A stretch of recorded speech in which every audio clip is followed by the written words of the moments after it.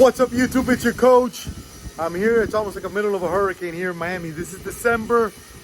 I want to thank all you guys for the love, for the support, for your honesty, for whatever it is. I am always encouraging you guys in the comments. You like the guest, you don't like the guest, you like what I talk about, you don't like what I talk about. Give them a fair shot, but comment below. Like the videos. I love every single one of you. It would be unfair for me to just love the people that love me. But there's some people that don't love me. They don't love positivity, and I get it. I get it. Trust me. Thank you. This video with my man, Just Mike, used to be called Mike Stud. I recorded this in May or June of this year, but YouTube took it down. I had copyright the music, whatever, so I fixed it. This is for you guys. I was 30 pounds heavier when I shot this, which makes me not want to release it, but it is what it is. Please, if you love this kind of stuff, subscribe to the videos. Support my man Mike, he's a beast. Thank you guys for the support. Hope you have the best 2024 coming up. And here's my video with my man, Just Mike. Let's go. Your podcast, the Coach HP Show.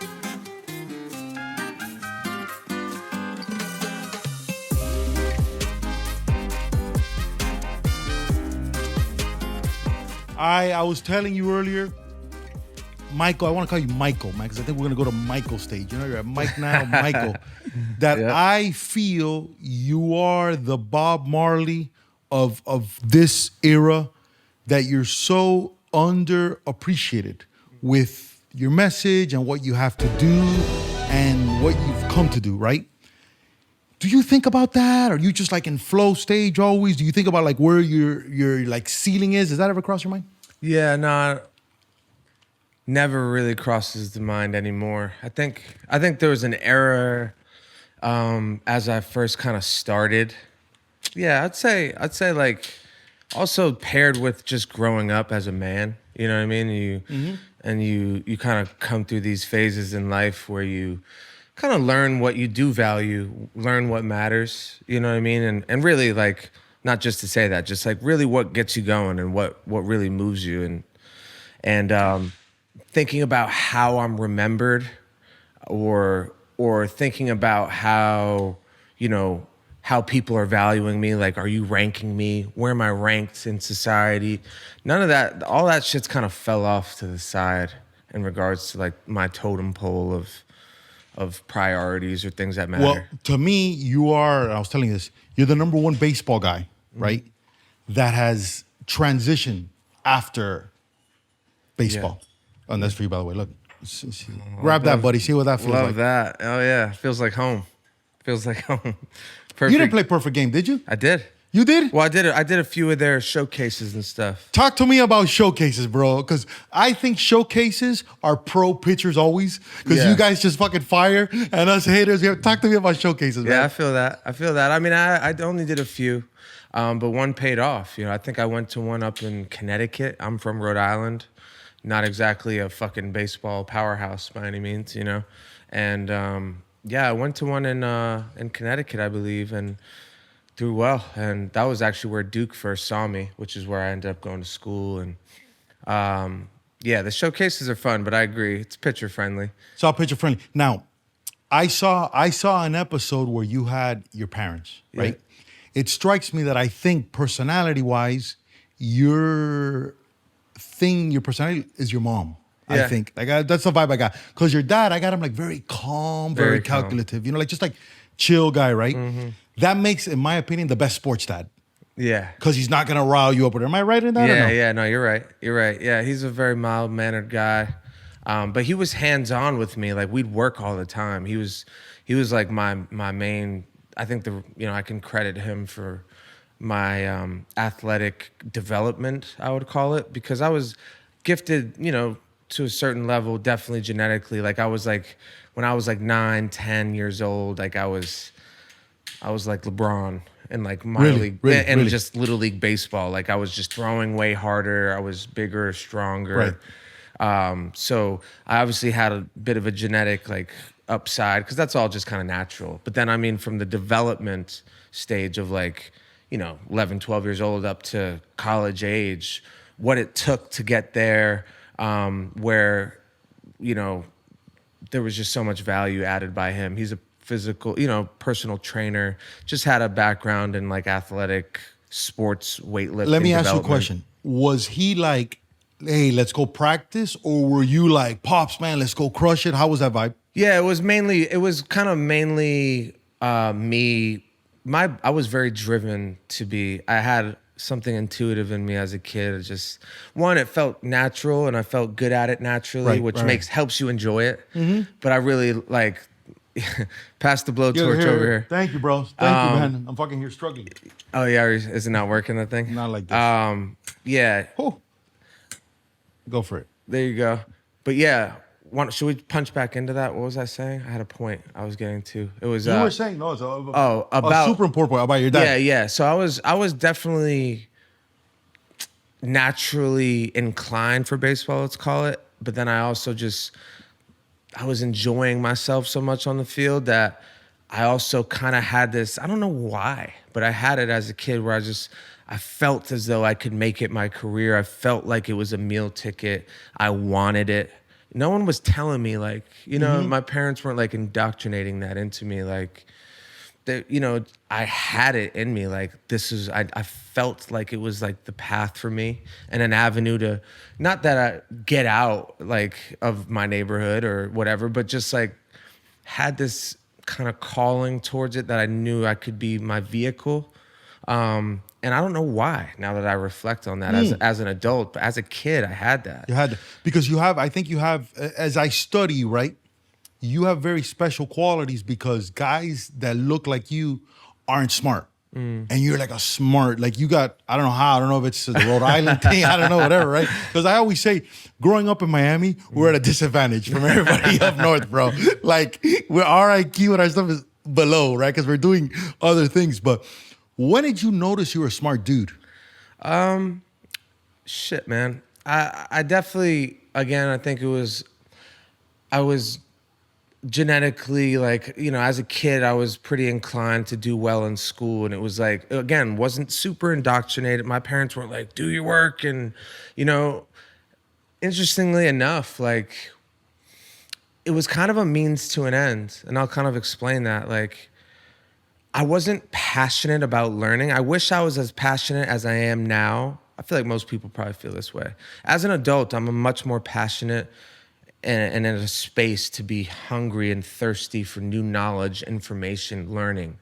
And what do you like learning about? Like, what do you like learning about now? My main, what I'm driven towards now is, just because I'm on this vibe, is just like universal truths. I'm super into spirituality, how to optimize myself, how to improve myself. Also just, I'm less interested in the history, like, history in the terms of like this, the topic in school, and more so in like the world, the history of the universe, and just like the world, and how I feel as though when I read, I'm adding layers to myself. I'm adding value to myself. What value? Like so you're here, you're a guy that, and you're like a very polite guy also. You know what I'm saying? Like you're very like, you have a demeanor about you, because you talk about things like example, me and you were talking, we'd be like, bro, we were fucking shit up when we were in our 20s, fucking bitches here and there, whatever, right? But you kind of like talk about it and you go, but that was back then. Like you want to like, hey, but guys, there's an asterisk behind it, right? Yeah. Like it ain't cool, it's cool, but not now, right? Yeah. So it's very proper about you, right? So as you try to better yourself or learn, what are you learning? Yeah, man, there's so much I've learned that when I talk about the guy, the era in the 20s and who I was, and Mike Stud even Mike the baseball player. I think there's one major thing in the universe, really, or in human life, that's so important, and it's like experiential wisdom, I call it, when you experience things, and that's really a big part of what growing up is, right? But in regards to learning, some of the favorite things I've learned is just how to reflect properly, how to respond properly. Why am I the way I am? Why peel back the layers of, like, instead of just accepting my emotions and my thoughts as who I am, the spiritual aspect of life has really taught me to kind of sit behind it and view my thoughts, view my feelings, view my emotions, understand them. And then from understanding them comes awareness, and from awareness comes change. Right. I've changed so much about how I respond to the world, how I respond to the bad things that happen in the world or to me, you know. There's a wisdom that comes from just enlivening your spirit. And, you know, this is a totally different version of me, and I am an example of change. And I do think that's powerful, and that's why I can only share on the internet what's real to me and really who I am. That's the whole recipe. That's the recipe for me and how I got here. I love that. Do you think your baseball career would have been better if you would have had that mullet and beard when you played? Definitely. Dude, that would have been so sick, man. It's a no-brainer. Brody, when they would have came out of the bullpen and we see a dude with that mullet and that beard. Probably would have added a few MPHs to the fastball. Dude, that's too, 98 easily, bro, Yeah. easily. As a guy that lost his hair, I celebrate that, buddy. Yeah. So congratulations Thank on you, that. sir. I hope it stays thick, man. Thank you, sir. I hope so too, man. I used to have it wavy like that. I used to go like this. Look, When did it go forever, for bro. you? Dude, so I started my sophomore year, I started taking steroids. Uh-huh. I'm here in Miami, so I'm like, fuck, I'm gonna start juicing up. I'm gonna get it going. Yeah. And I think I took like dirty Siponade or some shit. Mm-hmm. And I came back, I was 20 years old. Mm-hmm. And at the time here, the cool haircut was a flat top. That was like, but like a cool flat top. Yeah, with the fade. And a fade, flat top, right? And I'm sitting there, and the barber, an old Cuban guy, like everything, these motherfuckers, goes to me. He's doing my hair, and he looks down, and you know, I'm pretty tall. You know, you don't see the top of your head, and you don't Yeah. never like look in mirrors and say whatever. He goes to me in Spanish. He goes, "Oh, pero tú te estás quedando calvo," which is like, bro, you're going bald. Super loud, so the whole fucking place hears it. I'm like, oh my god. And my dad's cue bald, by the way. Yeah. Brother. And when I saw it, and no one has had more issues with their hair than me, because, bro, when I went to LA, I decided, here's a funny story since you brought that up. You're gonna like the story. So me and The Rock had the same acting coach, a guy by the name of Aaron Spicer, who ironically became famous because he's the one that got Will Smith. So the Wayans brothers, he started with the Wayans brothers. Then he got Jennifer, made her J-Lo. And then he started working with Will Smith, whatever. And I'm a guy. And what does he do exactly? Acting coach. He's an acting coach. He's like their acting coach. Yeah. And I've always struggled with identity issues. Why? Because I'm a guy that, even though you have certain swag or whatever, when you grew up in the 90s and your dad's beating the shit out of you and you don't have a car, you don't have any freedom, because there's some people like, yeah, my dad was a dick, but at least he didn't care if I came in and around. Or, hey, my dad was a dick, but he was never around. My dad was the worst. I'm gonna be around 24/7. I want you next to me. I'm gonna be cheap as fuck, and I'm gonna beat your ass when something. There's literally no escape, right? And I always wanted to be somebody else. And something that's very important to you is being yourself, and you've always dialed into being that guy. Yeah. My thing is very weird because I've never done drugs, nothing against drugs, and I've never drank in my life, right? So my way of flexing was chicks. So I would fit in with, oh, look at the piece I got, bro. And I was very generous. It's not like I was like, hey, this is my girl. No, hey, for everybody. You know what I'm saying? You were facilitating. Super, super chill, super whatever, right?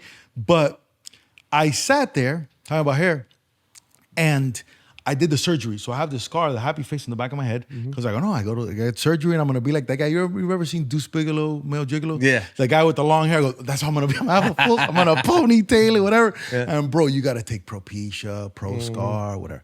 The mistake I made, Mike, was I tried to be like everybody else. Something you haven't done. I came and I was like, oh, all these guys have full set of hair, and agents would tell me, no, you can't be a bald leading guy, whatever. And here's a funny story, bro. I think you look, I hate to Thank cut you you, off, bro. but I think you got a great shaped head for a bald head. Some guys can't do it. But look how it is, right? Look how crazy it is. No, and here's the funny part, and I appreciate that. Who's the number one actor in the world right now? Highest paid guy. Who's the number one social media guy? The Rock. What kind of haircut does he have? Fucking balding, He's man. fucking bald, right? So Aaron told The Rock, because he told The Rock, because at that time, when I was taking class with him, I was jacked. I was like really jacked. And the guy goes to me, listen, man, when I started working with Dwayne, he started the movie called, I think it's Get Shorty with Travolta and stuff like that, where he made him drop all this weight, made him completely different person. And The Rock said, fuck you, I'm going to be myself. And look what happened. Look at me. At the end of the day, I'm a better bald guy than I was here. I used to put topics in my hair. I'd be fucking kung fuing chicks because they were, like I couldn't dive in a pool. Like if I would dive in the pool, done, bro. You know what I'm saying? Yeah. But I celebrate guys like you. And I don't think too many people have the understanding how important Mike is right now, bro. All this to say, do you feel that at all, man? Do you feel like, dude, I'm not that I'm so important, but man, I got a movement here that I can really lead. Yeah.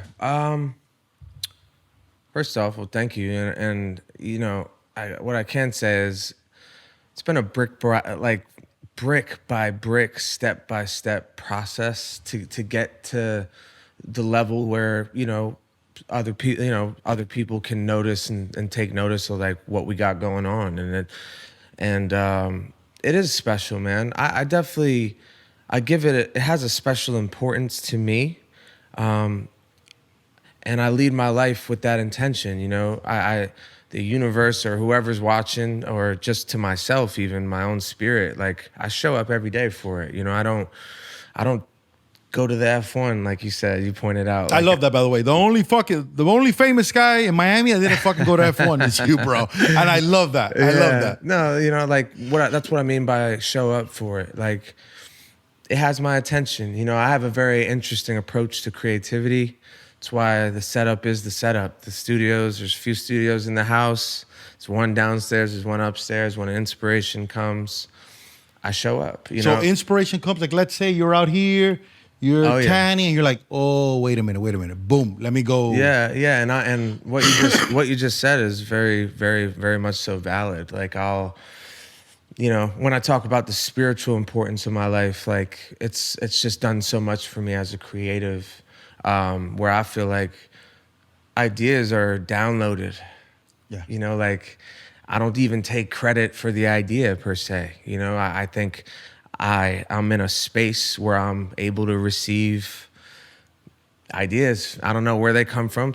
They like melodies pop in my head, and I can't really, it feels odd to take credit for that as if it's mine. I feel as though it comes through me, and that's how creativity feels to me, and that's why I live my life this way. And really what I mean by showing up is just like, my life revolves around this. I'm available for anything that happens to my family, friends, myself. Life happens. I'm so free-flowing. I have no schedule, and things come up all the time that need to be attended to. Valid, and I'll show up for those. Otherwise, I'm living my life in a way to be consistently creatively available. And and like in regards to your question, I know what we have going on is special and it's rare, and I'm trying to make the most of the opportunity. Do you know why it's special and rare? Do you have an idea why? Yeah, I mean, I think there's a lot of different interpretations. I think it's rare in general to be able to create something and create a community of people where, you have steam like I have, or like everyone has their own human experience. And the fact that there's a bunch of people out there that connect with me to a point where they want to support me and show up to the shows or listen to the music consistently, that's special and rare in itself. Right. And then to take it another step further in the rare department is just like to do it totally left of the industry and never say yes to the man. And like they say sell out, or sell your soul or anything like that. I don't know if it's that important, like to say sell your soul, but I really do. My soul shines through this completely, and it's completely unbothered, and there's nothing in the way of it. And I think that's why another aspect of why I feel so special or rare, and why I think it's an opportunity, and why I live the way I do, And you don't get a guy that thinks like you that has talent. Because usually people that think this way are like lost. so they're like, yeah, great, but bro, you got talent, right? Yeah. So to me, that's the equalizer. Yeah. Because usually there's guys that are talented that fucking suck as human beings. Mm-hmm. And you got great dudes with no talent, so they kind of got to invent. You're in a special spot. Thank you, man. You got both, and they're right there together. I will say, like, those are the type of compliments or accolades. I'll call them an accolade coming from another person to feel that way and to see it. That's the shit. Oh, we lost our ball. That's the shit that matters to me. Thank you, sir. And if I'm being totally honest, it's what makes me feel good about being here and doing what I'm doing. Like if I was a fraud and like I walked out of the room and everyone I was with was like, fuck that guy. Like, and I didn't have any real love with my family and friends, or even real love with the fans. Like I have real connections with a lot of fans. I've been doing this for a long time.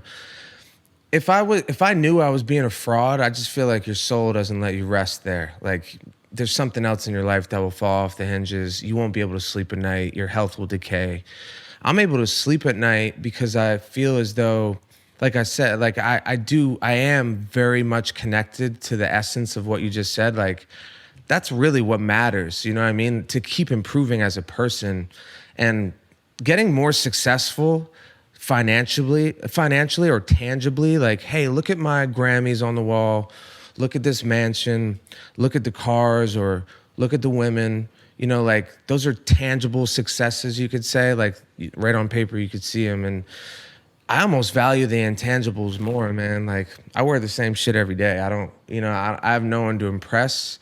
But like I'm impressing myself with being on a journey towards betterment and being good to people. You're not at the Gucci store, right? No, I'm not, man. I don't give a fuck. And not to say There's nothing against that. I see value. Like I understand when you dress nice and you feel good about it. It helps, and I also think people have their own tastes and interests. Like it's but you do you very well. Yeah, you one person loves steak, another person likes chicken. It's not a big deal, you know. What are you, a steak or chicken guy? Both. Both. What kind of steak do you like? Well, fuck, man. I'm not like a steak connoisseur in regards. No, to not like that. But what do you like? If you order a steak, like an example, like a classic Cuban filet. steak, filet, un bistec palomilla. Is that filet?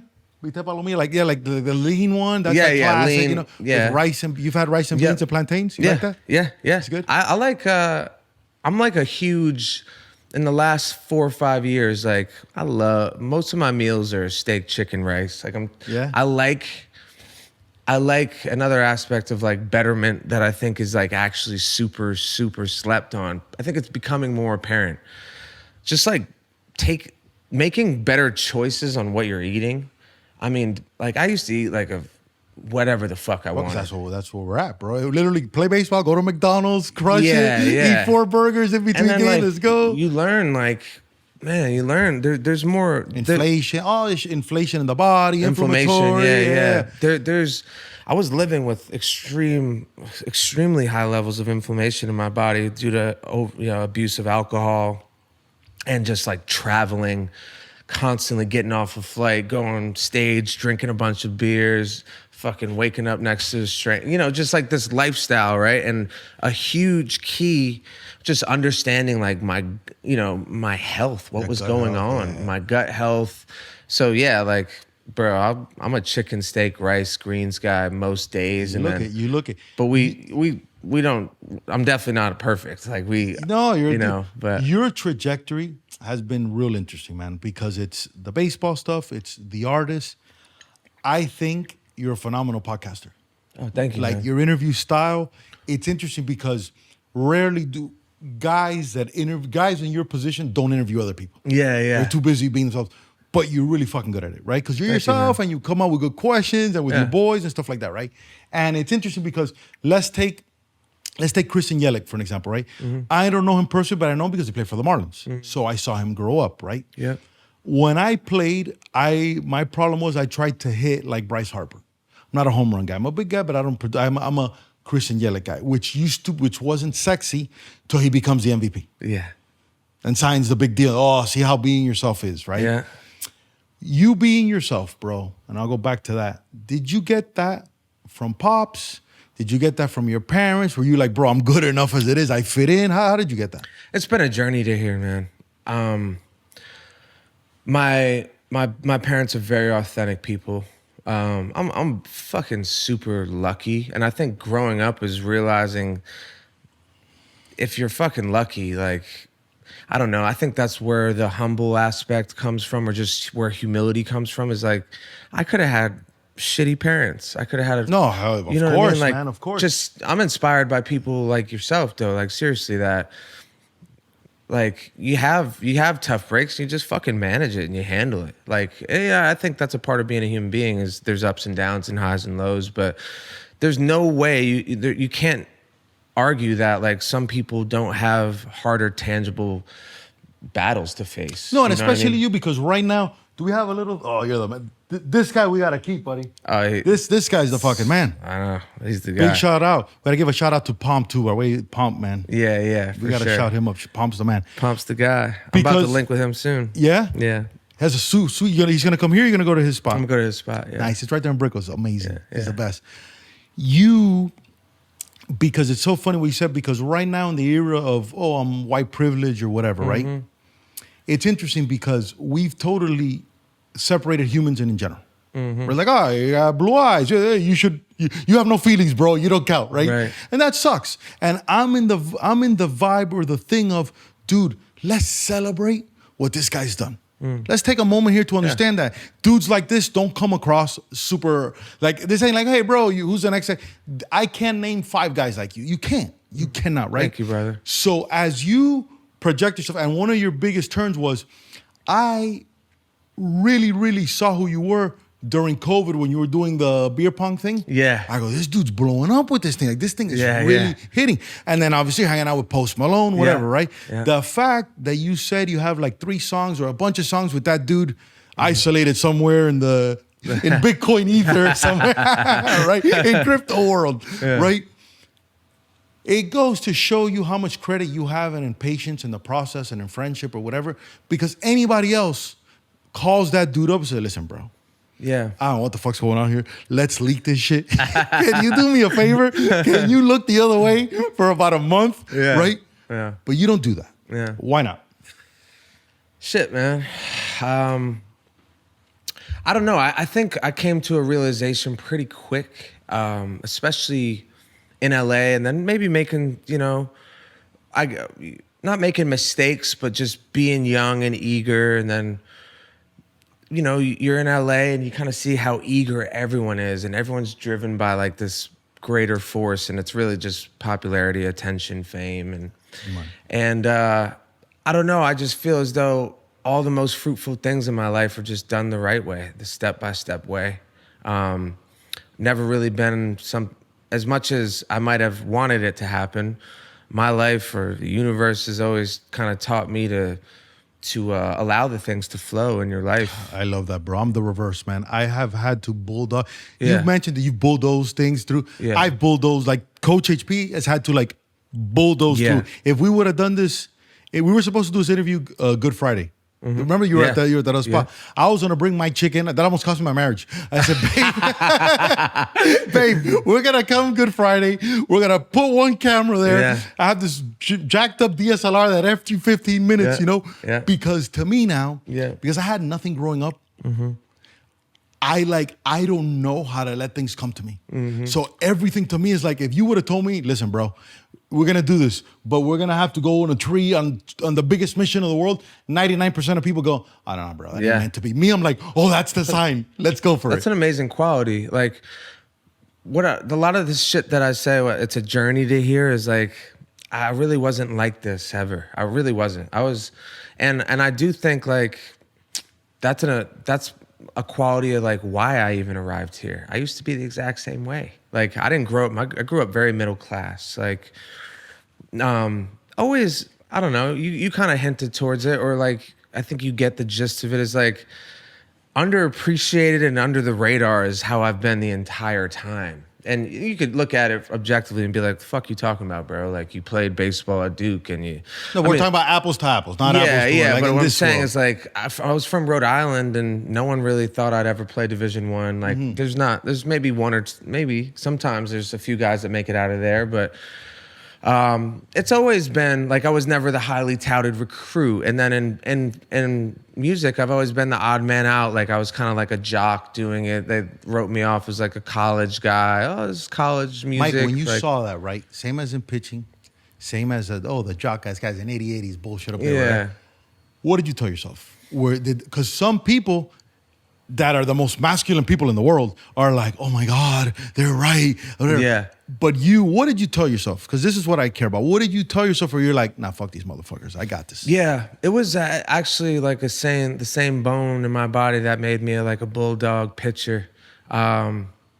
Just bulldog it, like bootstrap it. I literally like, I showed up in the studio every day and learned and just got better and better and better. Like I record myself. I do it all myself. You do voice training? Nah, I just You got like lucky, bro. Yeah, What like the fuck? I definitely the way I feel like it works, or at least what my life is showing to me as the truth, is just like there's hidden nuggets and golden nuggets in everybody's DNA and everybody's life, and it's just like not missing those opportunities. And what I mean by that is like I got injured. It was my first experience with like true hardship, right? I was always kind of fast on this pace in my life that No, you were going to be a top draft pick. You were going in the first round. It was coming to 'Cause fruition. If you look at a guy who was a freshman to have a 1-point-something ERA Yeah. as a closer, Division I with an aluminum bat, that's Yeah. a big deal. Yeah. I don't give a fuck what's happening. That you got to give yourself credit for that. You know, that doesn't happen, especially because the closer really doesn't exist in Division I. Yeah. Yeah. Right, because usually and they weren't using BB cores back then, right? Yeah. See what I'm saying? Yeah. So literally, dude, if you left it a certain place, that thing's going 500 feet. Yeah. Yeah. I mean, I definitely had something. So, you know, what I meant by like golden nuggets and people was like, yeah, I was born with this gift to play sports. I knew it innately. I knew baseball would somehow be my ticket out. I operated in that space as a kid. For whatever reason, I had that in me. Right. The same golden nugget was like, and I know how fucking lucky I am to have another one in there. But I did have this little inclination as I was injured. Like I couldn't play for a year and a half. I was 16 months out for Tommy John. All my boys were traveling every weekend to go play, you know, Clemson or North Carolina or whatever. And I'm alone in the house. I had this weird intuitive feeling to record some music. Right. And man, I had some beginner's luck. Like one of the first songs I recorded went a little viral. Like I don't know how.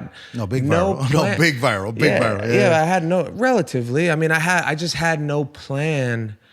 I can't take credit for some plan for this, you know, but what I can say is once I realized I had a little something here, it was a gift. I don't know why I at least knew how to control my voice to a certain extent. I innately had a little gift with words to writing. It just felt like this obvious next thing to nourish. The same way I nourished my baseball ability and I elevated my baseball ability with showing up. I showed up for this, and I really did. When I could have been partying and fucking off when I first got money, and yeah, we were partying and fucking off still, but I was literally, you were working. No, you were working. Always ending up in the studio. I was working through that. That's part of the work. Listen, you're singing and people are into you. Hey, that's one of the perks of this thing, you know? It really was. It was a wave. Like I was squeezed the juice out of the rooms I was in with like the girls around or the party at my house and capturing the essence of those feelings into the music. I did that really well, but I it's been 10 years of like I've never taken a break, bro. And you're still so young, and you're still my so studio's young, in the bro. house. Yeah. Like I'm working all the time, and I do feel as though I have felt the aha moments in my being where like I knew I was improving and I knew what I wanted to sound like, and I was finally executing it, you know? Executing big time. Mike, what have you learned as a podcaster, bro? Because you've interviewed people, there's a rhythm to it. What's your take on the podcast world? Obviously, you're a guest, like you're here, but you have your own. What's your vibe on that? I gotta say, man, like it feels therapeutic, you know, like in today's day and age and how my life is, I feel like I'm a little short on time most days. I want more of it. And I do feel as though real, genuine conversations where all distractions are ruled out, it's kind of an anomaly. It's kind of a special thing. Right. And I realized that I would get clarity on things just from having conversations, you know, and I've learned to listen a lot better because I had no practice. I did it. And if you look back in the beginning, it was coming from a place of insecurity or even just not knowing how to do it yet. But I had a thought, so I wanted to get it out versus just like letting you bring the next thought to me. And, you know, we're gifted, our gifts from God or whoever is one mouth, two ears, you know? You're supposed to listen twice as much as talk. And I do feel as though I've developed into being a better listener, even in my own personal relationships, just through kind of like this experience of doing podcasting. And, you know, again, I'm not a full-time podcaster. It's not my main thing, but I love it. And it's something I want to continue just because I think it brings value to people. I also feel, I've also known, like, so the podcast, I started it because I was killing off Mike Stud and I couldn't talk about it publicly yet because I knew I had to build the sound. The sound had to be different. Right. I wanted to make different sounding Now, music. as an amateur, right? Yeah. Woosaw, is that Mike or Mike Stud? That's Mike. Yeah. That's awesome. Yeah, it's all Mike shit. That's awesome. That's awesome, right? But no, there was some Mike Stud stuff before, Yes. right? Mike Stud was more, and that's very difficult to do because if you look at Mike Stud has views in the millions, right? Yeah. Even though this is better, fits your character, whatever. So a lot of people would be like, fuck that, man. I'm going to stay dancing. Hey, chicks in bikinis and the whole thing, right? I love that your video style is vlog style. I love that you do the concerts. I love that you prove, obviously, you have so much juice that you don't need lights, you don't need bullshit, you don't need some dickhead director going, all right, girls, go here, Mike, bring out the flag behind bullshit, right? You just use, right?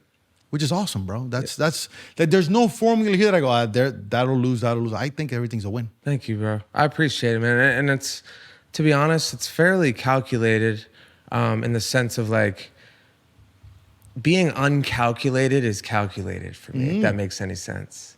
Oh, yeah. Like I know what I think is cheesy or what I think isn't, right? So really that's what every artist or every creator is trying to do.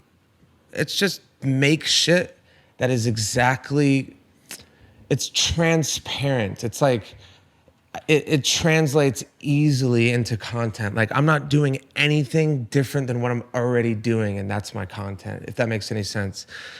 This all makes sense to me the way we're doing it. This era in my last 2-3 years of like, everything just makes sense. That is the brand. It's perfectly imperfect. It's truly authentic and posing for anything, whether it's a conversation, it's a post, it's a podcast, it's a music video. Posing and setting anything up is just lame to me. And at least for me, for my brand. I'm not saying it's lame for other people to do. Of course, you know what I mean? Like, just for me, like the whole thing this stands for is just like, if you're independent, and I'll keep the music industry talk to a minimum, really. But dude, it's like, you talk all you want, bro. Yeah, it's like, how about the next hours on the music industry? being independent musically means like you're not going to get promoted and thrown marketing into people's face, really. I mean, social media is doing a great job of giving a vantage point to the independent creator. But for the most part, what I'm saying, the essence of what independent musician or creator is there just has to be a connection between the consumer and the person, right? What you got. Yeah, and that comes with authenticity. I think human to human, like human A can tell subconsciously if human B, or at least is trying to tell if human B is full of shit or not. Gives a fuck. No, you could tell because like I watch people's stuff and you can't lie. I watch how they post and I watch their strategy, right? And I see you after the show. And it's the problem with politics now because politics now almost seem like, oh, wait a minute, there's a minority. Bro, let's get this minority here. Hey, you, raise your hand. Hey, look at me talking to a minority. Cool, right? But you sit there, which is more work, after a thing, bro, and you're signing hats. And you're signing and you're signing and you're signing. Yeah. That's hard to do after you've performed. Yeah. Oh, that's not easy, bro. And I'm sure there's a time and you got to be somewhere, whatever. And the fact that you had to be transparent now with I love how you handled. You had some adversity with your team. You dealt with it in a certain way. And I told you off thing, and I'll tell you that now. You gave an example of how to deal with stuff that you don't want to deal, right? It's super uncomfortable. Yeah. You had your fans buy a hat, buy a shirt. They're expecting it, doesn't even show up. So the way you handle that, I think that was top notch, bro. Thank you, bro. I'll give you credit for that. Yeah, I mean, shit happens, right? Life happens, and it's unfortunate what happened, but at the same time, you could argue it's fortunate. Yeah. Because I have an understanding and I have clarity on, one, what was going on with the back end of my business, because it didn't make sense to me. Numbers were very lopsided, let's say. And then secondly, just like getting closure on some of the bad feelings I had about this for a while, or this person. And then three, a clear path towards repairing the relationship that's been damaged. What I was saying about being an independent artist is like the relationship with these people, your fan base, is literally make or break. Like, it's not like, hey, I'm fucking A-list celebrity, so fuck all you guys, I'm not signing anything. I gotta get on the jet, right? out. But either way, I'm gonna be on the late night show tonight, and I'm gonna be on the fucking radio for the next 90 days. With or without you guys liking me personally, I'm off to the races. Fuck you guys. I'm winning. There's no such thing in my world. So one of the more painful aspects of this situation was realizing how, opening my eyes, let's say, to how much damage has been done. And when I think about it across the, let's just say, empire, for the sake of what it is, right? Like, there's multiple revenue streams in this mic world that we're living in, and where that it's been damaged. Most the consumers have had some type of negative experience with purchasing something from my businesses.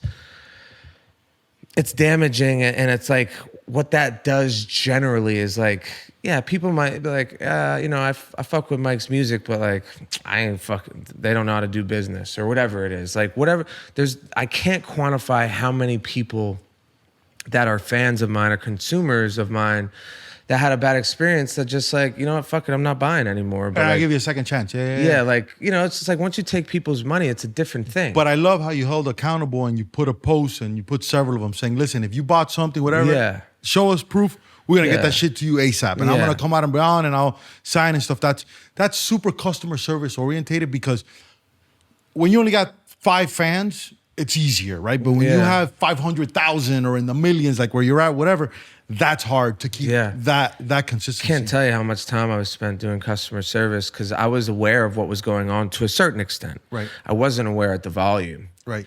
But I would get some trickle down, because people, like, my fans are so cool. They're like, yo, they're really trying to bother me about this. The whole reason this person was in the fold is just because, like, man, I have a tiny team. The people living in this house. Yeah, you're on top of everything. It ain't like... So it's like...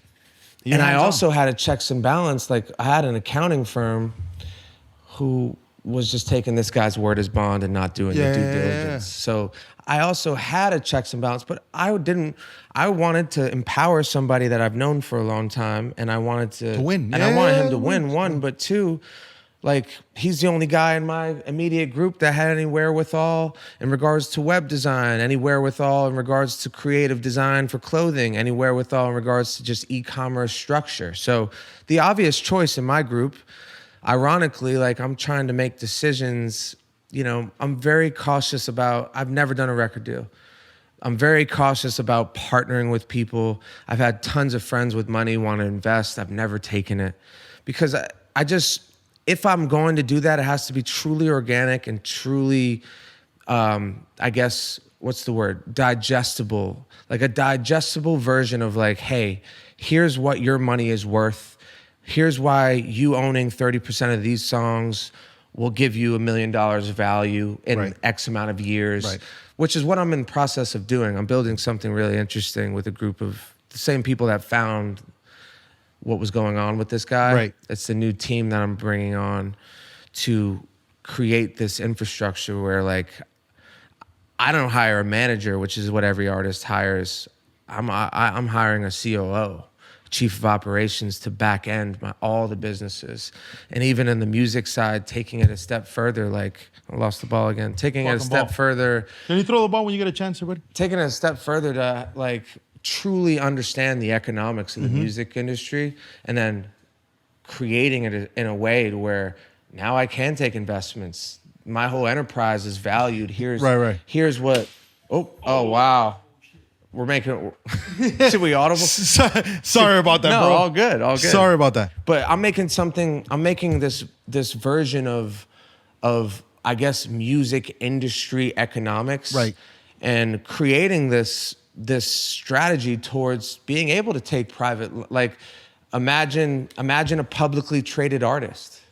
That's you. Yeah, like an NFT, bro. Like, think you could about become an well, NFT. even just like the idea of just structuring the artist in that sense, the business of the artist Right. in that sense is something I'm working on.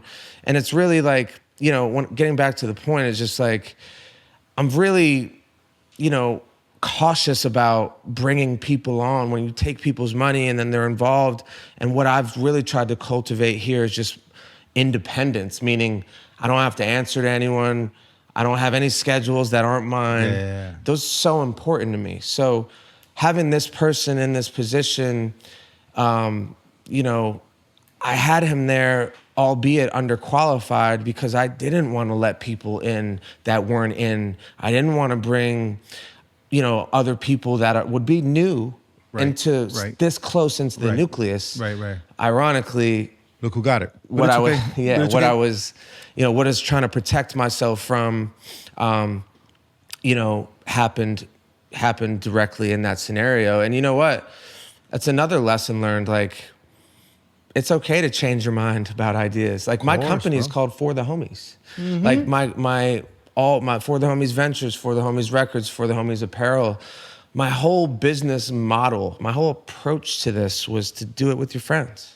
Like the bullpen, buddy. Do it with your like buddies. the bullpen. Yeah. Do it with your buddies. And like, I know the fucking saying, like, don't do business with friends and family. Well, unless you're LeBron, that worked for him. Yeah. You know what I'm saying? And it's worked for me. I'm not going to let this bad experience situation define my outlook. But I also can say, yeah, I held that.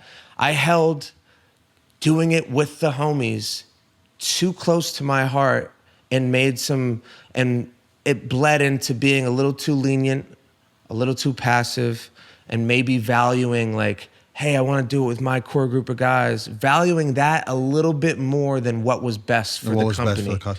You know what I mentioned mean? you mentioned being we talked about being a dad, right? Yep. What about your parents? Would you like to instill in your kids? What about your parents? Selflessness.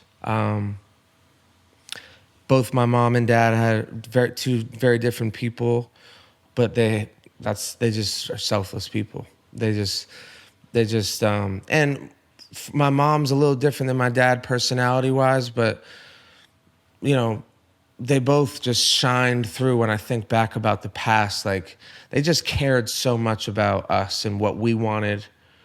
My sister and You I. and your sister, yeah, you have a sister. And just like trying to protect us and bring as much value as they can. I mean, again, they made enough to fucking make sure we felt so comfortable as kids. Yeah. And that's such a gift, such a gift to give to your kids, is just comfort. Meaning, like, they feel secure and safe to be themselves and to chase their passions. And I would say selflessness is like something that I've adopted as what I want to be more and more of. And it is challenging as an artist, because being an artist is kind of a selfish position. It's like, you got your team, like, yo, can you get me this? Can you get me that? Like, I have to go. And it's just, there's validity to some of those things that you ask of your people around you, but it's also like, I don't want to live this selfish existence either. And I also have learned, which is like, if you pay attention to my social media, it's like really what I'm trying to share, because it's what's true to me, is like, being selfless is actually kind of selfish. And I'll explain. It's like, I live by some of the shit that I think moves the universe, and as universal truths, I call them. It's just like, the more you give, the more you get, man. And like, it might not come in such an X plus Y equals Z or whatever. What I'm trying to say is like, it comes in other ways through your existence. And the more you're willing to give with nothing expected, the more willing you are to be present, even just with your time, to give your time to somebody and give your ear to somebody. I think those are the people that continuously find a way to win. I know you talk about being one of the most positive people on the internet, and to be honest, it's kind of what attracted me to even having you here. Right. You know, like Right. I just see so much value and positivity, and you know, somebody like yourself who's had, you know, you had a father who treated you the way he did, and to, you know, we talked off camera how much you value being a dad yourself and leaning positive, man. I don't know. I know what happened to my life when I started to wire myself towards positivity. How were your parents with discipline? They were pretty tough. Because what I'm noticing is, so I get about 1,000 DMs a week with parents in problems with their kids, right? Especially, and you're not in the little league world. I am. Yeah. So especially moms that like single moms, or like last week I had a call with a mom that unfortunately her husband died when she was pregnant with their third kid. 3 boys, like 3 months, or he was born at 3 months. So serious stuff, right? Yeah. And what's happened is your dad, now us as dads, we're so into, hey, we're buddies, whatever, that we forget the discipline part, right? Yeah. Which is the number one thing, Yeah. right? Discipline. So your parent, that's why I have respect for you and your parents, because you're structuring a way like, my dad was the best, bro. Here's the key to the car, bro. Here's $100. Go crush it. Yeah. He's like, no, bro. You fucked up. So when you would fuck up, right?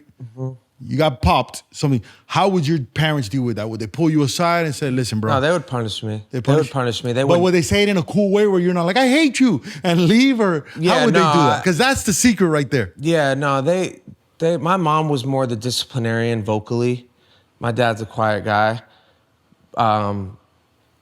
But, you know, they put their foot down if I was ever out of line. I think in the parenting situation, it's just like, do you want your kid to like you now or like you later? There's a saying that goes, if you raise your kids, you get to hang out with your grandkids, right? If you spoil your kids, you get to raise your grandkids. Think about that, right? That's a cool quote. And one of the things that, because I started to analyze, I go, man, why am I so liked by these kids while being the most disciplined guy in the world? Because I would set the tone right away. Yeah. Like I'd be like, listen, which this is the biggest pandemic that's happening right now, is parents, especially moms, carrying their kids' equipment. That like drives me crazy, bro. Like I do a post every Saturday. I'm at a different park. Look, there's another parent, whatever. Because you cannot raise a warrior. You can't expect the kid to get out of the car, and it's always the same vibe. The parent 5 steps ahead of the kid. The little kid's like la la la la la, and holding this, that, whatever, and the danger that they're doing. Yeah, it's just crazy, man. You know, it's. I can say that I feel as though the discipline. I had very strong-willed, kind of in retrospect, like a little abusive, like a little weirdly emotionally abusive, or like maybe just like power hungry type guys. I don't know why, but I had a few of those in my lifetime, which is fine. But what I can say is, like, parents included, but you know, through being a baseball player, I don't know if I'm here, sitting here, right here, talking to you, having this conversation, if I didn't have the discipline instilled in me through being a baseball player. And baseball is a game that kind of develops your patience. You know, it's like there's a lot of attributes as an adult that I feel as though were cultivated through playing sports growing up. Super right, because like I'll give you an example. You right now we're doing good on time? Yeah, I'm chilling, bro. You cannot go to coach, hey coach, I know I usually come in the 9th. Can I come in the 5th, fuck around a little bit, let me get a couple outs, come back, right? We can't do that. Outlandish. You can't do that, right? That, yeah. Or they put you in the 4th, you get shelled. You can't go, fuck, man, I didn't have it there. Let me go rewire my mind. Let me get him in the 9th. All these other sports, you literally, if you drop a pass in football, they can throw you another pass. In basketball, you can literally steal the ball, whatever. But baseball forces you to wait, sit there, and ponder life. Because even you, an All-American, whatever, sometimes when you were at, was it Georgetown that you played, or maybe whatever, then you were thinking to yourself while you had that beautiful uniform on, what the fuck am I still doing here? by yourself, Absolutely. with 3 cats in the stand, and you're like, what am I doing here, bro? Absolutely. Yeah, no, that's a really, really good point. I don't think I've ever heard anyone put it that way. It is a very interesting game. I think all sports, I think that's why sports are kind of like so beloved by humans innately. It's just like millions and millions and billions of people, just whether it's this sport or that sport, there's something that it does to you. And yeah, that's a really good point about baseball, man. Like, you can't force the ball to come to you. You got to sit there and you have to pay attention and you have to be aware, mind, body, be aware and be ready. And I think what I was talking about, showing up for my ideas creatively. Like, I'm literally feel like I'm in the field and I'm in fielding position, like waiting for an idea to come. And if it comes, I'm gonna fucking gobble it up and I'm gonna fucking deliver it to first base and I'm gonna get it out. And that's literally like, if I feel as though I'm inspired to do something, I hop in, and it's me just trying to be aware, like ready for the ball to come my way, you know? What was it, if you could share, what was your last inspiration that you remember? My last inspiration? I mean, it happens every day. A lot of time, like, so most of the shit that I'm talking about is just stuff that I know it's happening to me, and I can only articulate what the hell is happening to me, right? But like, the more that I spend alone time, the less shitty food and alcohol, the more time I spend in nature, the more time I spend, having conversations that need to be had, whether it's with your friends or family or whatever, just life, right? The less I'm just in my crib on my phone or beating my head against the wall trying to write to a song that isn't ready to be written yet. You know what I mean? Like, I do all these things, I move my body or whatever. Like, all these things, I meditate, I journal. All of these things I feel like are putting me in a creative space of readiness. My slate is clean. You could argue, oh, isn't that distracting? You could just be in the house and not focus, not go outside, not focus on anything. Don't talk to your mom if she needs to talk. The art is just like my life bottled into song form. Right. You know what I'm saying? So the more that I'm living, that's where the inspiration is. That's the key. I don't really need the alcohol or like the women or when I was making music about that, I was doing that. You know what I'm saying? Right, So like, right. What I can say, the one continuity through it all is my life is inspiring the art. You know what I mean? And it's like input and output. You know what I mean? It can't just all be output. I need input. You need input. Question. So, yeah. You had there was somebody that asked you something about tour. Yeah. And then you told them, listen, I'm in part of a thing now, like a part of festivals or whatever. Yeah. That you were gonna, I don't know if it was 2024 or whatever, that you're gonna do the own mic tour, Yep. right? Yep. Talk to me about that. Is that in the works? Is that coming? How do you think about that? Yeah. So, just 2021, I put out an album called The Highs. That was the first album from the rebrand from Mike Stud to Mike, and that was a big step forward. Is Rodman in that one too? Yeah, that was Rodman? on that. That was on that album. Yeah. My 2 favorite songs, by the way, is Woosaw and Rodman. You know, I'm a melody guy, so I don't listen to words too much, but the vibe of it, I really like. Yep. I feel that. Like, you crushed 100%. that. Thank you, man. Yeah. So, touring has always been a huge instrument to me in regards to just like, this is an aspect of the business. I get to exercise, I get to create revenue here, but also just exercise this connection to the fans and like these moments and these vibes in these rooms that make people lifelong fans, So the value is always there. I'm just going to, as the popularity's grown and as I'm coming into this kind of new view on my life and just my time, I'm just going to be very thoughtful. Like, I passed on a national and international deal this year that I could have been in fucking Europe right now. But I have more or less the beauty of my situation is that I get to create my schedule, and if that schedule is no schedule, which is the case a lot of the time, Right. that's what's best for me. I'm not doing the ACC tournament this year, guys. Yeah. I'm sitting this one out. You guys can go play. Yeah. I'll watch it from afar. And like the Take most it in the easy. industry is in this The like reverse. Yeah. the opposite thing that I feel like would drown me. It's the you know? Lauryn Hill thing you posted today. Yeah, That was the exactly. perfect thing. Yeah, They exactly. don't, listen, I'm not forcing this thing. Yeah, it's can't. I said never force a vibe. That's the easiest way to kill it, you know? Right. Like, so, you know, I had this really fruitful, lucrative deal we passed on. Most people in my world would be like, why? You know, but for me, it's like, I know I have this album to finish. I know what space I want to be in. I know I have some things in my life that are coming, personal things that I want to be present for. And I know what that will turn into the next time I get on the road and I do a mic tour. It's going to be on the heels of a new album, which I know is special. I'm really excited about.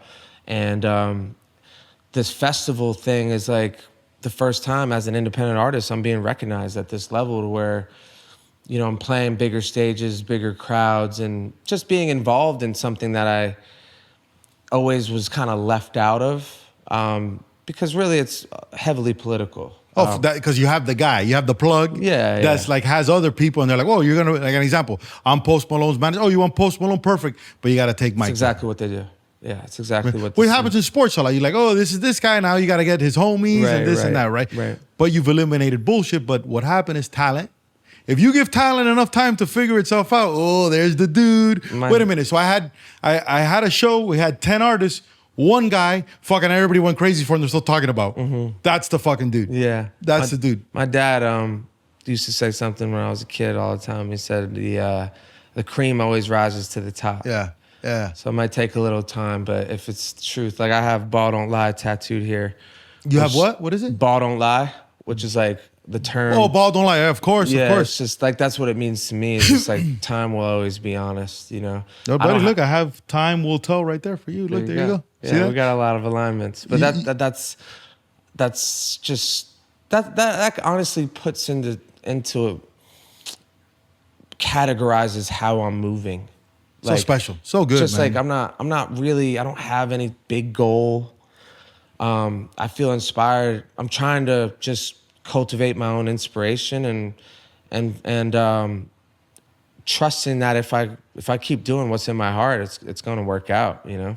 And that's where kind of where it begins and where it ends. It might be like kind of a blah to some people, you know, like some people are kind of turned off by not having goals, or it's not to say I don't have short-term goals, but you know what I mean. I'm just like, but you have a plan. Yeah. You're just not like, okay, if I don't get this and I got to be in Billboard, you're not, what I hear as a normal person, as a civilian is, you're not complicating yourself. yeah, no. Like you looked at a plan and you go, wow, that figure looks amazing. Wait a minute, I got to do this and that? No.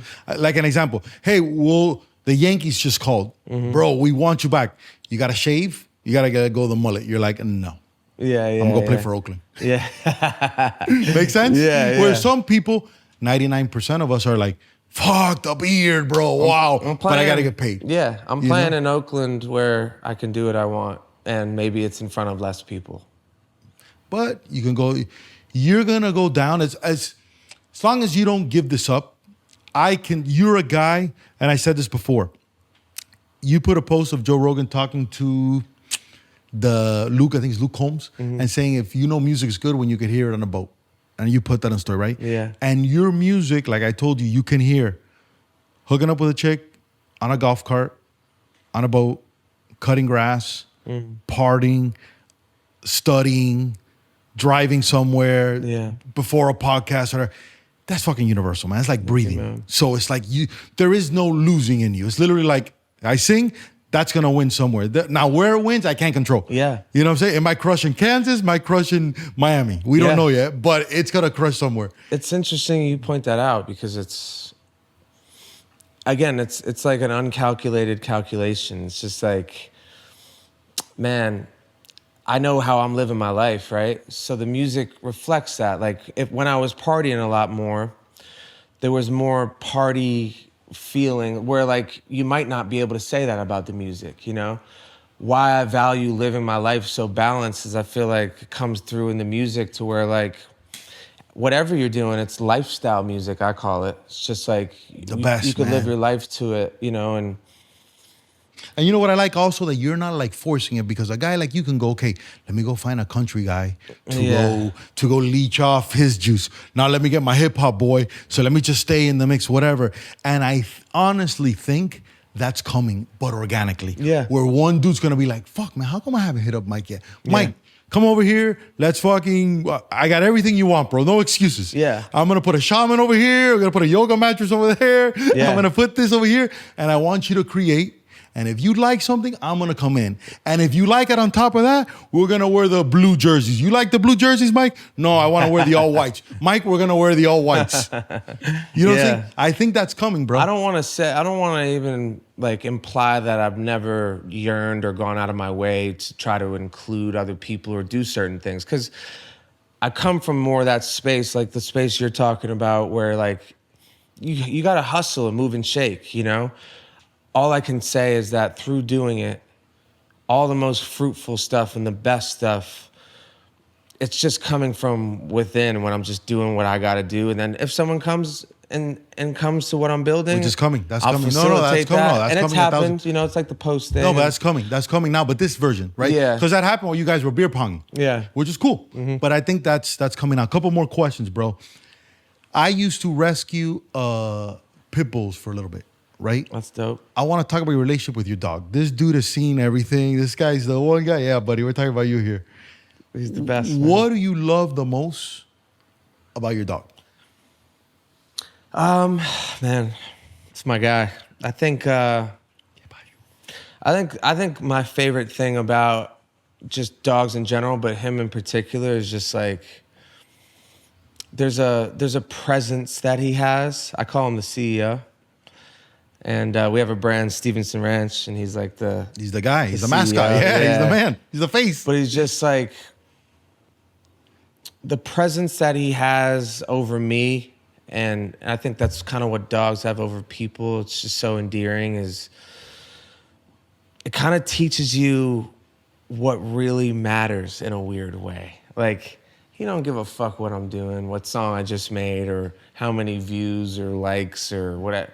It's just like more about the essence of what life is really about. It's just like presence. He wants to play, He wants to go for a walk. He wants to hang, Wants to hang, and there's just something really calming about having him. I think that's what so many people love about the companionship of dogs, and just feeling like they never judge you. And how did you come across him? Did you buy him? Did you rescue him? Yeah, so we tried to rescue. So in Los Angeles about 6 years ago, we tried to rescue. We went to a place in Los Angeles. What was the name of that place? Were you there, Versace? I don't think so. It was called. I'm gonna put them on blast because they sucked. The place was called Barkin' Bitches, right? Okay. And it was this place where in LA, it was on Fairfax, and they had like all types of dogs, walks of life. You could walk in and pet them and play with them, and then you could potentially take them and adopt them. And we tried to adopt one, and they denied us because like we were young.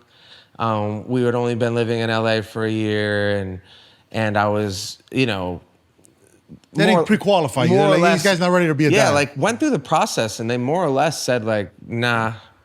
And like they were wrong, and I knew that. So I was like I was upset. I was kind of pissed. And then literally that day, I get on the internet. I'm with a few people we were looking.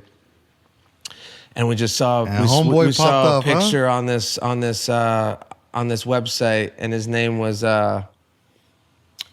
Ponyboy Curtis. And you're like, oh boy. And his little face, and I was just like, that's my guy. I was like, so we called for him, and then the guy that answers the phone, his name's Steve.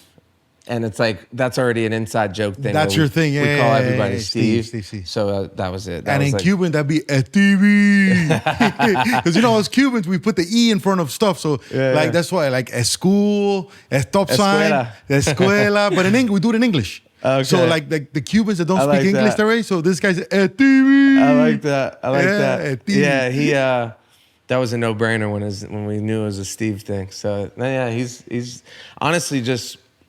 Everyone in this house is just obsessed with him. No, of course. How long have you had him for? 6 years, a little over 6 years. So, And what's the lifespan on that? This guy's gonna live forever, but what's the? yeah. I think at the maximum it's like 15. At the average, good. it's like 11, 12. So he's gonna see your kids. Yeah. Buddy, for how sure. special is that, huh? When he's sure. gonna see Junior. For sure. And do you have a name already for you? Are you gonna go Mike Junior with homeboy, or are you gonna nah. go like European? You go European, I can tell. They have Francesco, this guy's good. Gianni, man, whatever. this guy's going European with. You know I don't plan these things, so yeah. But Oh my I definitely God, want to dude. have kids some point soon-ish. So. Dude, I'm last thing, dude. I'm so proud of you, as a dude, as a person that I failed my whole life incredibly. I notice guys that are winning in a sincere way, and I am so thankful that you took the time, man, to sit with me, to schedule back and forth. I had a little system where I would always DM the story, and you gave me one a day, and I would kind of patient that, but that's it's the hardest thing when you which is what you have, right? You knew you were gonna be good. You knew you were gonna be good to that one dog, but they said no, right? I know that everybody I sit with, you're gonna come out. I guarantee you're gonna come out better than you're gonna come in. But they don't know that, so I can't. And one of the things we talked about is the controlling of expectations, right? I know that when I sit with somebody, right, and I feel like my first interview that I had Chris on. It was an interview, a guy that it went, but I know I fucked it up because I did little things. I was like, but I learned from it, right? That doesn't happen again, bro. Before I let you go, man, I have a tradition that every guest has to ask me a question. Just ask me a question, bro. What can I help you with? Ask me a question. Talk to me. Okay. You're going to spring it on me last second here. I don't want to waste the opportunity. No, you can ask as many as you want, but just one, and maybe that one might lead to more stuff, but then you could ask me something. I hope you don't mind me going this way. It's just, like I said, it is what inspires. When I hear people go through tough situations, it inspires. That's the more inspiring stuff in the world to me. So I would ask, what's your relationship with your father now? It's awesome. A lot of people ask me that. So I'm the kind of guy that everything bad that happens to me is my fault. So, and if you got to get that, I always felt that the reason why I was getting the shit kicked out of me was for good, but I didn't know what that good was going to be. Kind of like I don't know if you ever watched, this is crazy, but have you ever watched Lord of the Rings? And like The Hobbit and all that? So my whole life, I wanted to be Aragorn, who's like the king and the guy, whatever. But I'm way more powerful as Gandalf. And I noticed that my flow led to be a guy that if you looked at Gandalf's character, Gandalf's the most powerful guy of all. He's the wizard, he's old, whatever. But he can only use, and I've read this, he can only become powerful to help others, not himself. So I can go, okay, now I'm the man, I'm gonna get here. No. Now, but if I gotta protect you, here I come, right? So when you're growing up and your dad's beating the shit out of you, and not only hitting me, he's hitting my mom and my sister and all that stuff. And I'm like, damn, man, this sucks. Nobody's protecting me. My dad's the youngest of 15 kids. We have a huge family. His dad died when he was 8 years old. My dad's a very smart guy, but lacks the people skills because he wants to pop off. The guy was a calculus teacher, engineer in Cuba, comes here, doesn't speak the language, is a Pepsi worker. He has good in him, but he doesn't know how to express himself. So my dad's the kind of guy just to fit in and be like, hey, dime, Mike, ¿cómo estamos? Hey, esa barba? Hey, what's up with the beard? So my dad makes you shorter and fatter. I make you leaner and taller, right? So I learned everything from him. So as we grew up in life, I'm like, fuck, man, my dad, these are the holes that he had. He meant so good. Like the guy literally lived his whole life next to me. And he lived his whole life telling me, you see this house right here? We used to have, there's a mamey. There's a fruit called mamey. It's like a sugary fruit that grows on trees. And we have a mamey tree in the back of our house. And my dad used to sit there in the shade and go, you smoke a cigar, and he'd be like, you see all this? That's a bullshit house. But he'd be like, you see all this? My goal is so that when you and your sister have kids. Man, I'm retired. I paid off my house and all this thing, right? So here's the irony of life. And this is what I tell people. I go, listen to my story. My dad stayed married with the same woman. This guy was lucky enough to marry a woman that he had 2 kids with when she was like 19 years old. So the only person my mom had ever been with was my dad, okay? He brings her to this country. They're married for 30 years, right? And they get divorced, not because the guy's a cheater, not because the guy's a gambler, but the guy's a borderline alcoholic that's miserable and has to be the man.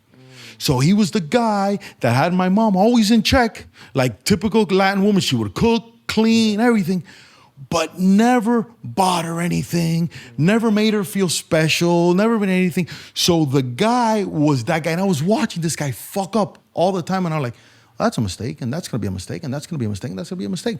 And he really felt proud of me when I moved to Vegas because I became the guy, right? And I used all my resources on people because you know how it says you build all these hookups, and I'm having lunch or dinner with fucking John George and Julian Serrano. These are world chefs, and I have all this power, and I used it on him. And it's the first time I saw him go, fuck, I'm proud of this guy. Because I'm wearing a suit and tie, and everybody thinks I'm the guy, and this whole bullshit. And when I was in Vegas, he goes, what are you doing, bro? You got a degree? Why are you living in a car? Like, stop with this acting shit. But it's not that I wanted to be an actor, Mike, because my whole life, everybody that I've looked up to, I've ended up meeting. Everybody, right? Like literally everybody's literally like, oh, now I'm this person. I've interviewed this person, or I hung out with this person. And I realized my whole life I had been compared to Stephen Bauer, which is Manolo from Scarface. Because I always have everybody to like, he's Cuban, he popped off, whatever. So me and him, through a connection in LA, the guy starts living in my house in an air mattress. Because the guy, drugs and being who he was, took over his life, and it was a complete set. And I remember I used to recite Scarface. Every Cuban kid in Miami did this, right? When we were young. Hey, who do I trust? Me, that's who would be Scarface. I'm here reciting Scarface with the guy, and he's literally telling me, bro, this is how I got this role. And I'll never forget, he told me like this. He goes, dude, when I started when I was young, that right after I got Scarface, that the world became mine. Warren Beatty was always telling me, bro, come to my house. Let's talk. Let's go over through scripts. Let's do this. Let's do that. I was fucking around with Melanie Griffin 24/7. Melanie Griffin's like the Lindsay Lohan of her time, like just like the Kim Kardashian, like just the person. Just grew up in Hollywood. Her dad was a big director. This, that. Destroyed his life. The guy went to that ride. And he goes, bro, Sean Penn was always at his house. Look at the difference in my career. And he was and Stephen Bauer was adored. Like, that guy's an actor, which breaks your heart. He's such a nice guy. But Stella Adler, who like created acting, trained Marlon Brando, those things, took a young Stephen Bauer and said, you're the guy. You're the next guy.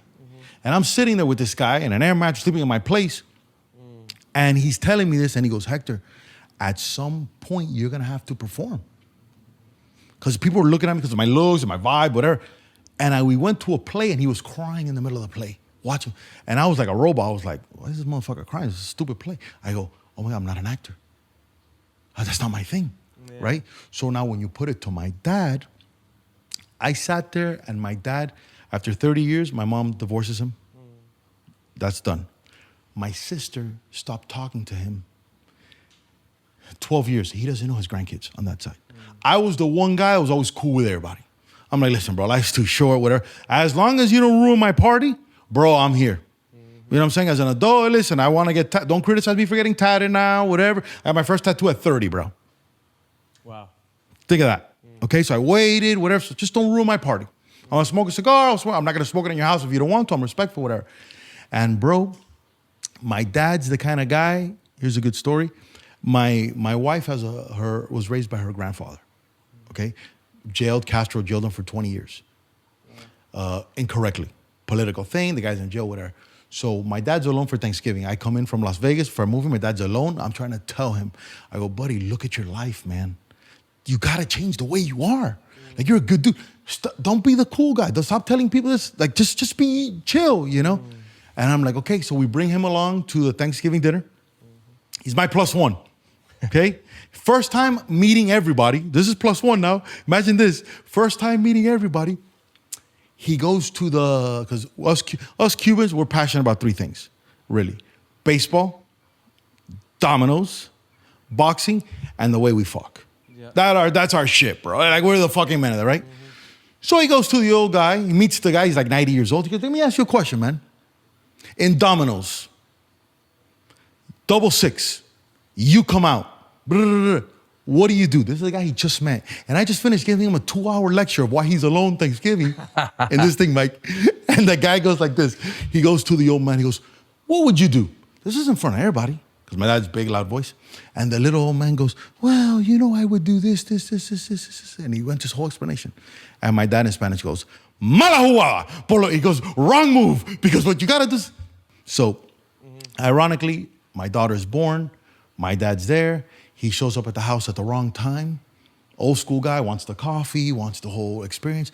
Oh, buddy, we just had a baby. You can't be showing up in the house unannounced. You know what I'm saying? So I had to warn him one time. Mike, the guy, the next time he called from the parked in the driveway. And he got out and he got pissed that I put him in check a second time. He goes, oh, take your fucking house and all your shit that you got, your money, and shove it up your fucking ass. And he left. And I grabbed him before he left. I go, listen to me, dude. You're about to make a big mistake with me. Because I'm not playing that game. It's okay. Just call. Didn't you have a lot of rules in your house that we had to respect? Good. No, this is my house, bro. I just don't want to fuck this up. Big Mike, that was 4 years ago, bro. He doesn't know my daughter. He doesn't know my son, who's a savage, right? Who I'm training him to be the ultimate people person. And that's the moral of the story there. Wow. That some people, as much as you want, they don't change, bro. And there's a thing called the Cuban guilt that comes with a lot of ethnic families that they're like, oh, I got to be nice to my dad because my dad bought me my house or my dad this. And luckily, he didn't give me shit. Like I grew up in a yellow school bus and I did this and I did that. So there's... What do you think about, you know, just going through that experience? Why were you able to digest it the way you did and like actually... There's just so many people that go through abusive situations and either become the same type of person or become victims their whole life and everything. Oh, it's because, you know, this happened. And why do you think, you know, you kind of had an opposite reaction? I moved that because it's my life. It's like I put you through this, so now you can go teach the world of how a guy who came from where you came from can be this now. And we're not gonna give up. So it's literally so that mentality, I made it outside myself. Yeah. So I don't matter. If I would have came here and you would have said, what's up, Hector? Yeah, do me a favor, bro. Can you clean this up for me, whatever? To sit down with you, I'm not gonna go, who the fuck does they think is? I'm gonna clean this up. I'm gonna, like we used to, before you got to Duke, after the game, what would all us motherfuckers have to do? Rake the fucking field, right? And everybody was like, bro, this is bullshit, whatever. I started to treat it like I was fucking, what's his name? Eddie Murphy and when he was a Princess Amundo, but he was at McDowell's there with a smile. And everybody's like, what the fuck? That's how I view life. It's a great way to The fact that you allow me to be, the fact that I'm breathing, that I get to wear this and be here with a guy accomplishes you, I have a serious conversation and you take me seriously, bro, that means the world to me. Like I might never see you again. I might be there to train your kid and be like, bro, what do you think? But to me, that's how I live. And a lot of famous people that I see now, I took care of in Vegas that are now in the podcast and there are now influencers. And I saw them. When I took care of him in Vegas, I go, these are not these guys.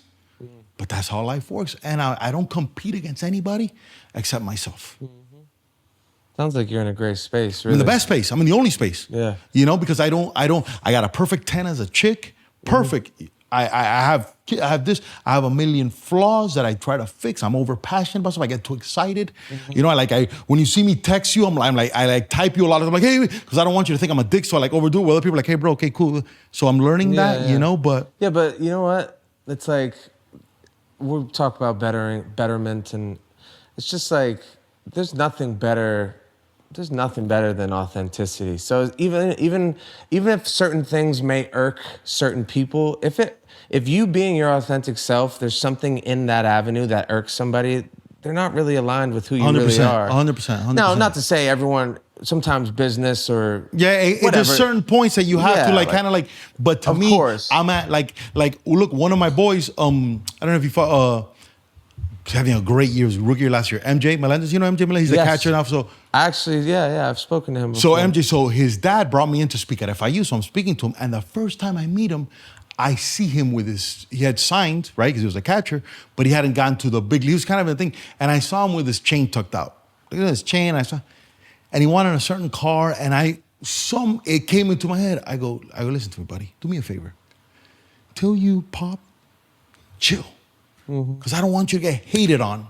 Like, hey, I'm the guy. I had no business. I didn't even know the fucking guy. But sometimes I can't control myself, right? Just like I told you, bro, you're the next Bob Marley, man. Telling you. Now, you're not talking about the revolution because there's no revolution here, but you're talking about certain things. That comes from a place of, I don't think about that. Yeah. But I got to tell Mike that because no motherfucker's telling him. You know what I'm saying? Because fucking Drake is not gonna go, hey, bro, by the way, let's come together. Listen, bro, it's gonna come because what's gonna happen? You're gonna pop in a certain, it's coming. You know it. It's coming. Now, you're gonna be singing in a place with elite people and you're gonna be like, oh, now they're listening. Holy shit. Now it's really, because now it's cool. That's coming. I know it's coming. So that's what I think about. You know? I think it's dope to be authentically yourself, though. And yeah, I mean, I said this off camera, but yeah, I don't really like, I even stopped podcasting on a normal schedule because I didn't like, it was the one part of what I'm doing creatively where I was like, oh, I'm in this schedule where I need to do this. You know what I mean? It's what I did. It's what I did. Look, he did my last guest. If you look at my next, look at you, right? Whoever, if I were to go to Spotify or somebody were to say, hey man, we're gonna sign you, whatever, they'd be like, look at these three guests. Like, well, how does this make sense? We did a huge entrepreneur guy. He didn't do Pomp because Pomp had his thing there. Then I did the Cuban Ryan Seacrest, who's a Spanish guy, whatever. I got you next. Dana White after. Awesome. Okay. Marcus Lemonis after that. You know what I'm saying? Yeah. That's great. I got no cosign. I got no fucking bar stool behind me. You know, I got no, I don't have a booker going, hey, you know, it's just the man upstairs puts them in my place. And I go, when I saw you doing the ping pong, beer pong thing, I go, I'm gonna reach out to this dude because I saw the Duke thing. I'm gonna reach to, obviously you didn't see it, but the Pomp thing is what brought that in. Yeah. You know what I'm saying? And that's the best part about the Pomp thing, other than knowing the guy, is my connection with you now. Awesome, man. You know, one thing that I want to do is I want to go, not a big lot. I don't go to a lot of music thing, right? But I want to go to one of yours. Yeah. And I want to support you. And not only that, but I want to go and we'll pick the right one you told me because I want to interview your fans. That'd be dope. Like tell them like, hey, what's your song? What do you like about this dude? Whatever. And like kind of put something together. That's cool. You know what I'm saying? Like more than welcome, like bro. a We little should thing definitely there. do it. And a cool idea. do that. So that way we can see like, hey, where's the people? What are they vibing? What are they feeling? And do it in different spots. Yeah. You know, I think that'd be really cool. That'd be really cool. It's a good idea, man. To see your thing. Dude, like I said, I'm super happy with you, bro. Pumped. I know it's Just Mike now. Is that where people can find you? Yeah, Instagram and Instagram is just at Just Mike. At Just Mike. Just. And I think Twitter, not Twitter. I think YouTube is Mike Dot now. Is this might be? Mike Yeah, like period? if you go like, how do you listen to music? How do you listen to like music? Spotify? Like I would put Mike Stud and you would come up. Yeah, if you just put like, so it's listed as MIKE period. Okay. But if you type in Mike Stud or even just MIKE, it will come up. Yeah. Perfect, dude. All right, there's the guy, the legend. Big things coming up, man. I'm super happy. Thank you so much. Appreciate you, bro. Great time. Thank you.